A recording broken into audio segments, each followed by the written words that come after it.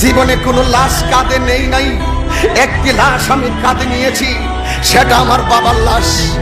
জীবনে কোনো লাশকে আমি গোসল দেইনি, একটি মাত্র লাশকে আমি গোসল দিয়েছি, সেটা আমার বাবার লাশ।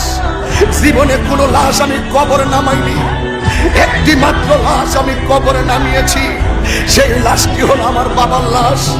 একটি অনুরোধ করে দিয়ে যাই যুবক তোমাকে, আজকে তুমি অস্থির হয়ে পড়েছো, আজকে তোমার বাবাকে তুমি শত্রু মনে করতেছ।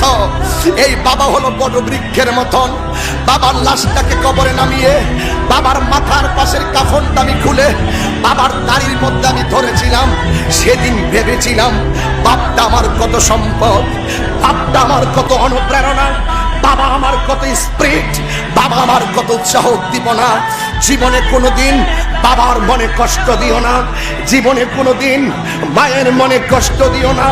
আজকে যারা বাবা বাবা রয়েছে যাদের সংসারে, তাদের মতো সৌভাগ্যবান আর কেউ নেই। যাদের মা দুনিয়াতে নাই, তাদের মতন কপাল পোড়া আর কেউ নেই।